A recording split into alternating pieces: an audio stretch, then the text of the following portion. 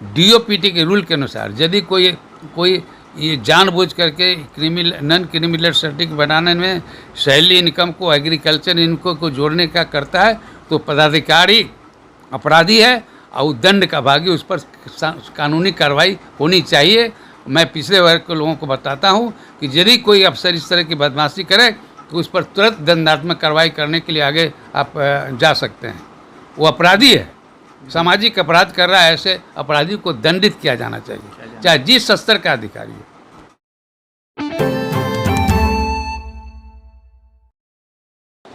नमस्कार, आप देख रहे हैं चौपाल समाचार। चौपाल समाचार की हर खबर समाज पर करती है असर, और आज मैं जिस खबर को आपको दिखाने जा रहा हूं, ये खबर भी समाज से जुड़ी है और संबंधित है बैकवर्ड को मिलने वाले आरक्षण की प्रक्रिया से। बहुत ही महत्वपूर्ण बात आज होने वाली है, और आज हमारे साथ मौजूद हैं हमारे समाज के ही रहने वाले सक्रिय सामाजिक कार्यकर्ता कहें, ऐसे लोग जो समाज हित में लगातार काम करते रहे। और अगर बात की जाए तो ये राष्ट्रीय अध्यक्ष रहे हैं अति पिछड़ा वर्ग, जो पिछड़ा वर्ग आयोग है उसके राष्ट्रीय अध्यक्ष रहे हैं, और ये हैं, आप इन्हें जानते होंगे, डॉक्टर भगवान लाल सहनी। बड़ी ही बेहतर हैं, और आप जो आज चर्चा होगी वो आपके लिए है। मैं ज़रूर कहना चाहूँगा हमारे दर्शकों को कि ये आपके लिए है, और इसको पूरा देखिएगा। क्या कुछ बातें हो रही है, क्या कुछ समस्या चल रही है हमारे समाज में। बैकवर्ड को कागजी आरक्षण मिलने के बावजूद भी जो वस्तु स्थिति है उस पर चर्चा होगी, तो नज़र बनाकर रखें और देखें कि क्या कुछ आज होने वाला है।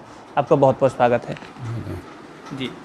सबसे पहला सवाल रहेगा कि आपका जो कार्यकाल रहा, जिस तरह से आपने पिछड़ा वर्ग आयोग का राष्ट्रीय अध्यक्ष होकर जो आपने कुछ काम किया है, तो शॉर्ट में हमारे दर्शकों को बताएं कि क्या कुछ आपने बेहतरी की है अपने इस बैकवर्ड के लिए। देखिए, हम जब अध्यक्ष बने और जब वस्तु स्थिति का आकलन किया तो बहुत समस्याएं दिखाई पड़ी। आरक्षण का कहीं नियम से पालन नहीं हो रहा है, कहीं का रोस्टर रजिस्टर ठीक नहीं है। हमको तो एक जगह का भी रोस्टर रजिस्टर ठीक नहीं मिला जो नियम का पालन होता है। रोस्टर का मतलब होता है कि आरक्षण का जो नियम है वो किस पॉइंट पर जनरल होगा, अनरिजर्व होगा, किस पर रिजर्व होगा, रिजर्व में भी एससी है, एसटी है और ओबीसी है। इसका क्या होगा, किस नंबर पर रहेगा, उसका एक रजिस्टर मेंटेन होता है, तभी आप विधिवत आरक्षण का लाभ दे सकते हैं। हमको कहीं मिला ही नहीं, बल्कि बड़े बड़े अधिकारी वो रोस्टर का मतलब ही नहीं समझते हैं और गलत बयानी करते रहे। इस कारण आरक्षण का नियम लागू कराने में हमको बहुत कष्ट झेलना पड़ा। फिर भी हमने जहाँ तक हुआ सब करवाया। दिल्ली यूनिवर्सिटी में आरक्षण नाम की कोई चीज़ नहीं थी। हमने वहाँ जा कर के स्वयं जा कर के उसका वेरिफिकेशन किया और सारी चीज़ों को देखा। 3 बार हमने दिल्ली यूनिवर्सिटी के वाइस चांसलर को बुलाया और आरक्षण को लागू कराने का प्रयास किया। वहाँ पर हॉस्टल, पिछड़े वर्ग के हॉस्टल के नाम पर करोड़ अरबों रुपए लिए जा रहे थे, लेकिन किसी भी हॉस्टल में पिछड़ों के लिए कोई आरक्षण भी नहीं था। हमने वो हॉस्टल में भी आरक्षण करवाया। इसी तरह हरियाणा यूनिवर्सिटी है, तेलंगाना है।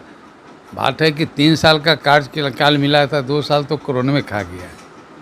तो जो भी समय मिला उसमें हमने विश्वविद्यालय में विभिन्न क्षेत्रों में, चाहे कोल इंडिया में हो, चाहे रेलवे में हो, चाहे गेल में हो, चाहे पेट्रोलियम में हो, सब जगह हमने रोस्टर को देखने, समझने और ठीक करने का किया। इसी प्रकार से विभिन्न राज्यों का दौरा किया, दक्षिण भारत के सारे राज्यों का दौरा किया, राजस्थान का किया, छत्तीसगढ़, हरियाणा, फिर इधर बंगाल, उड़ीसा सबका किया। शेष काम नहीं कर सके, राजस्थान का किया, पंजाब का, कश्मीर का किया, है ना। तो फिर भी बहुत सारे क्षेत्र हमारे से छूट गए। मध्य प्रदेश का भी किया। तो जहाँ तक हुआ हमको दिखाई पड़ा कि कहीं भी आरक्षण के नियमों का पालन नहीं होता और जानबूझ करके आरक्षण को दबाया जाता है। ये मानसिकता मैंने समाज की देखी है। जी। अब इसी पर एक सवाल हम आपसे पूछ लेते हैं। आपने बड़ा ही गंभीर बात अभी कहा है, जो हमारे दर्शक देख रहे हैं, कि आरक्षण को जानबूझकर दबाया जाता है, लोगों को जो नियम में है उतना भी नहीं मिल रहा है। इसको लेकर हमारे समाज को जागरूक करने के लिए, विरोध नहीं, सबसे पहले जानकारी तो मिले, लोग जागरूक तो हो जाएं कि क्या नहीं मिल रहा है, तो किन किन स्तरों पर नहीं मिल रहा है आरक्षण, क्या होना चाहिए, वो हमारे दर्शकों को बताइए जागरूकता के लिए। किन किन स्तरों पर, हम कहा ना कि सारे स्तरों पर रोस्टर रजिस्टर ठीक नहीं है। तो जब रोस्टर रजिस्टर ठीक नहीं है तो फिर आरक्षण क्या मिलेगा? सबसे पहले तो किस पॉइंट 27% आरक्षण पिछड़ों का है, ओबीसी का आरक्षण है। फिर इसी प्रकार से अनुसूचित जाति का 15 है, 7.5 है अनुसूचित जनजाति। तो सब मिला करके ले करके 150% आरक्षण हो जाता है। EWS रख लीजिए तो वो 10% वो भी आ जाता है। तो अभी ये स्थिति है, मैं सत्य बोलूं तो EWS का आरक्षण तो तुरंत लागू कर दिया गया, उसमें कोई गड़बड़ी नहीं हुआ है। लेकिन ये 50% के आरक्षण में हर जगह व्यवधान है, ये मानसिकता आप समझ सकते हैं। इसलिए समाज का जब तक नैतिक स्तर ऊंचा नहीं होगा, कोई आरक्षण का नियम पालन नहीं हो सकता है। इसलिए समाज को अपना नैतिक स्तर ऊंचा करना पड़ेगा और मानना पड़ेगा कि ये सारा समाज एक है। सामाजिक समरसता के लिए सबका कर्तव्य बनता है कि जो हमारे समाज के जो पिछड़े हैं, दलित हैं, कमज़ोर वर्ग हैं, उनको उठाएं। इससे सामाजिक समरसता आएगी, राष्ट्र मजबूत होगा। ये राष्ट्रीय, जब तक कि राष्ट्रीय सामाजिक दृष्टि विकसित नहीं होगी, जो दुर्भाग्य से आज नहीं है, हमको कहने में कोई संकोच नहीं है कि आज जो सामाजिक चेतना समाज में होनी चाहिए, जो राष्ट्रीय चेतना राष्ट्र में होनी चाहिए, नहीं है। हर आदमी स्वार्थ में अंधा है।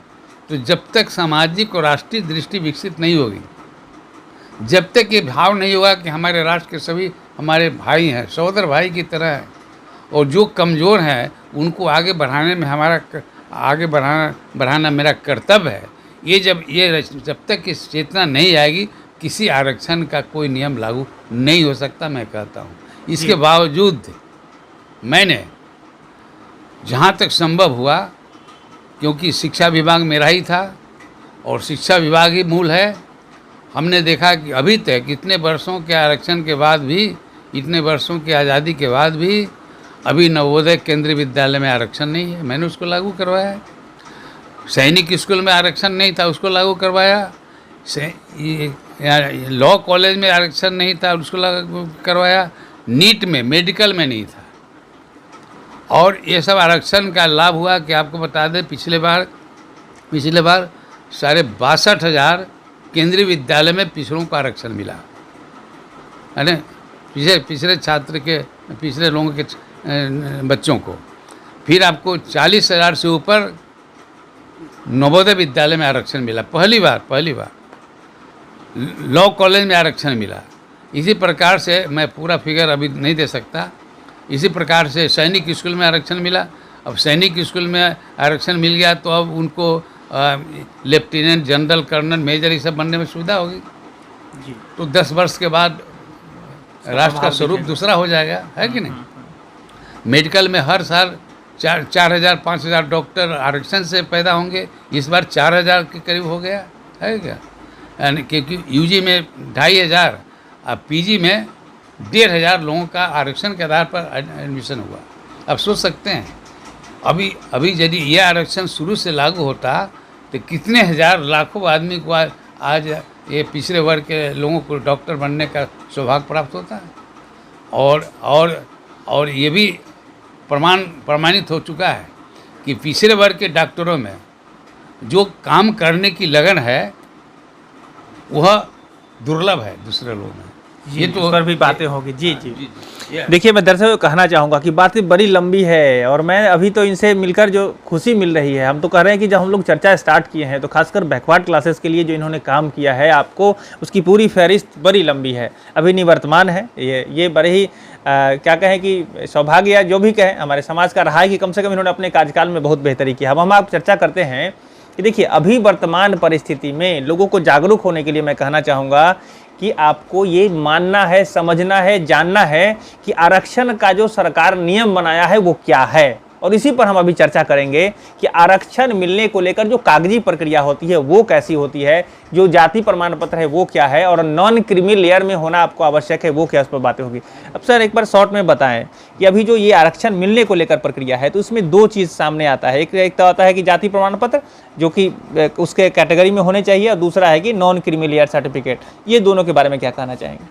देखिए, नॉन क्रीमी लेयर सर्टिफिकेट के लिए नियम है, क्रीमी लेयर में वही आता है जिसकी सैलरी 8 लाख से ऊपर हो। इनका सैलरी नहीं, इनकम 8 लाख से ऊपर हो।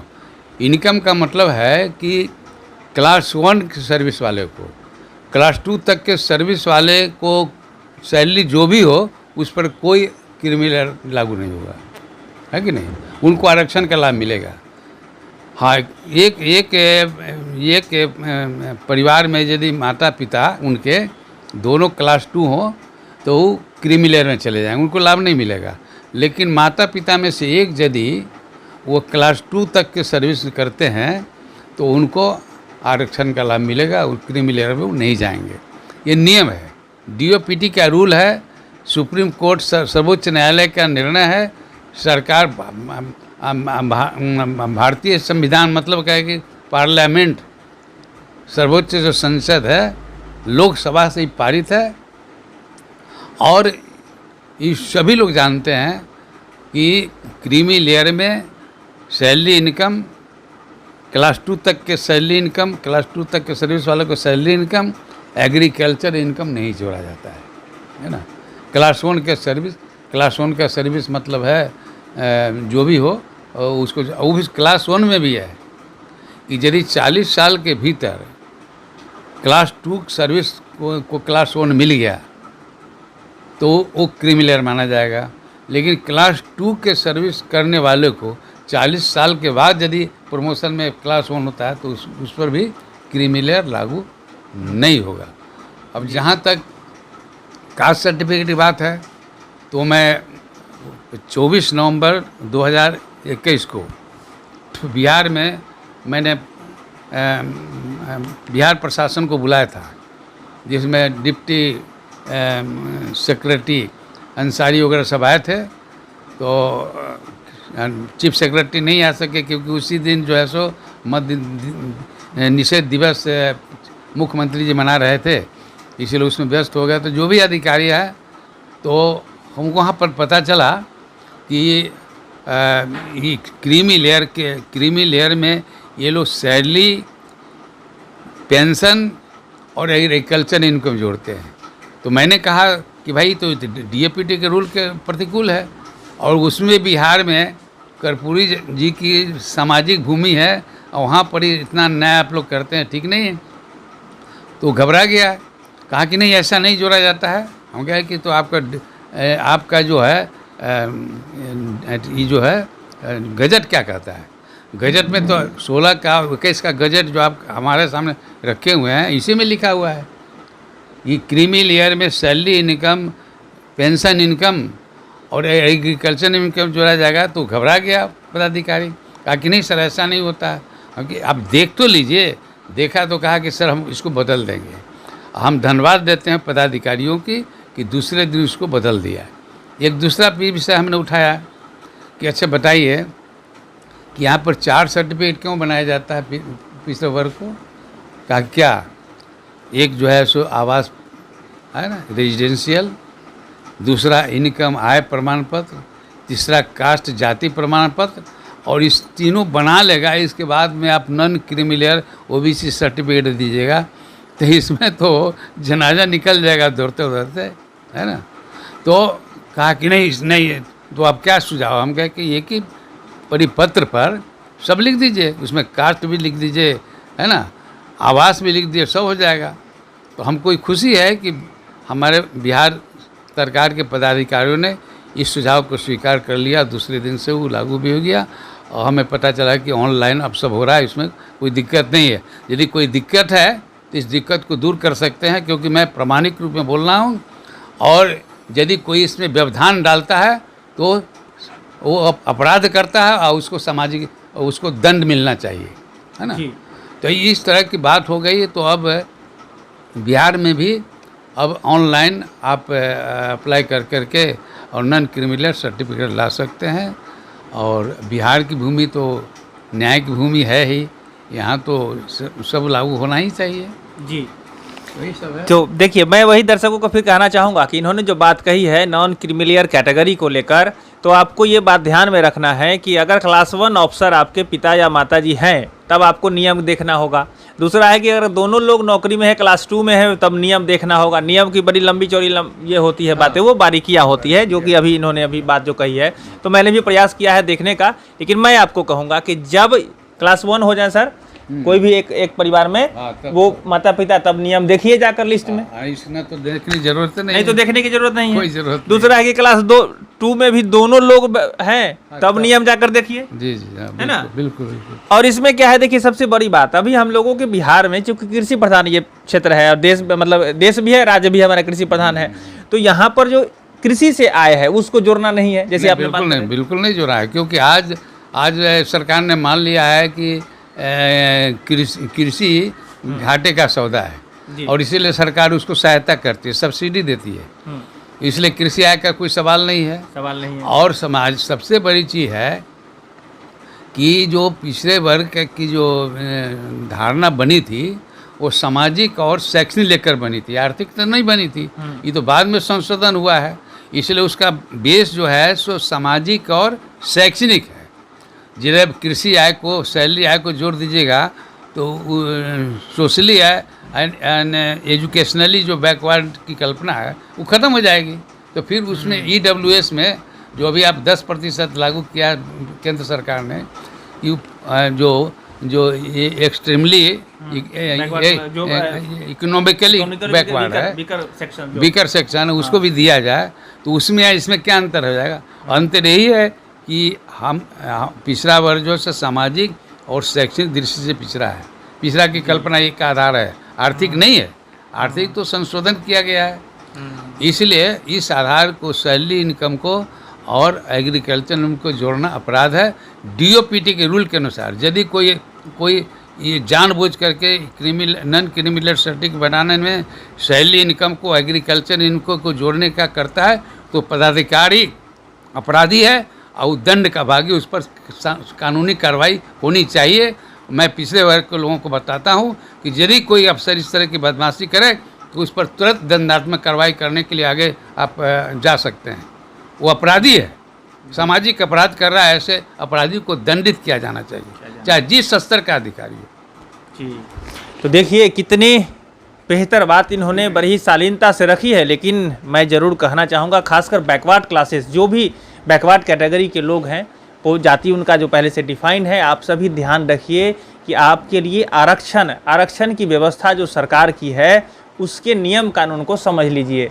होता है कि आप उस नियम को समझते नहीं हैं, जिस कारण से आपके बच्चे बैकवर्ड स्थिति में रह जाते हैं, वो उसका अपग्रेडेशन नहीं हो पा रहा है। तो इसको ध्यान में रखना है और ये बातें लंबी चलेगी। अभी तो सिलसिला जारी हुआ है, आज पहली मुलाकात, ऐसे दूसरी मुलाकात मैं कहूँगा चौपाल में आपको पहले भी इनको आपने देखा होगा, इन्होंने अपनी बात रखी थी। लेकिन आज जो बात हुई है कि बैकवर्ड क्लास लोगों के बेहतरी के लिए हो रही है और सिलसिला जारी हुआ है। हम लोग आगे भी इस बातों को आगे बढ़ाते रहेंगे। और जी, और हम दर्शकों से यही कहना चाहेंगे कि आप जुड़े रहें। अगर आज तक अभी चौपाल से नहीं जुड़े हैं, चैनल को ज़रूर सब्सक्राइब कर लें। हम आपके लिए काम करते हैं, बेहतर लोगों के लिए साथ जुड़कर हम उनकी बातें आप तक पहुंचाते हैं। तो जरूर जुड़ जाएं और हम आप ऐसे जो जानकारी है वो शेयर करते रहेंगे। जी, अब बताएं क्या कहना चाह रहे थे।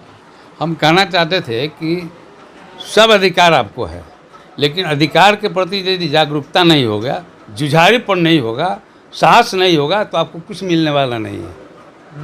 आपको अपने अधिकार के प्रति चौकन्ना होना पड़ेगा। अधिकार को लेने के लिए लड़ने की ताकत पैदा करनी होगी, और जो अफसर इसको इनकार करता है उस पर कानूनी कार्रवाई करने का साहस भी आपको होना चाहिए।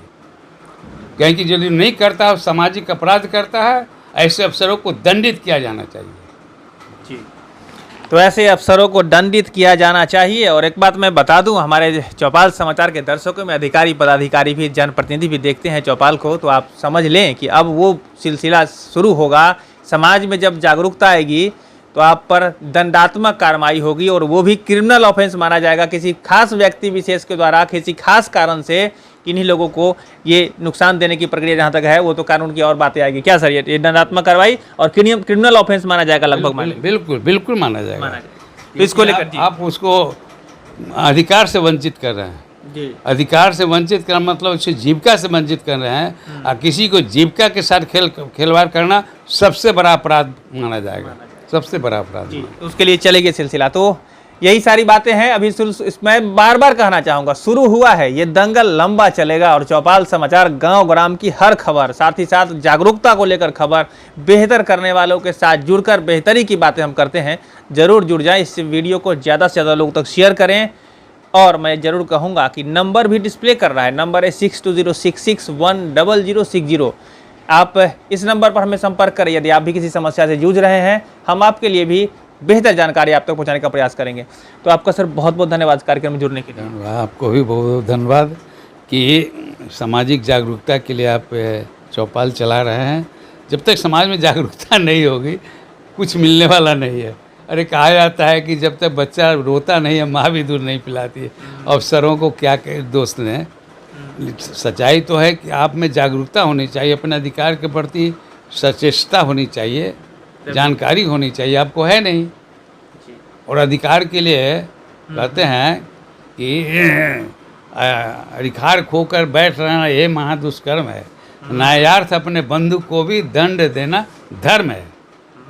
यदि आपके अधिकार की प्राप्ति में यदि कोई व्यवधान होता है तो उस व्यवधान को दूर करने के लिए आपको हर तरह से आगे आना पड़ेगा, तभी आपको अधिकार मिलेगा, नहीं तो कुछ मिलने वाला नहीं है। तो बहुत बहुत धन्यवाद आपका।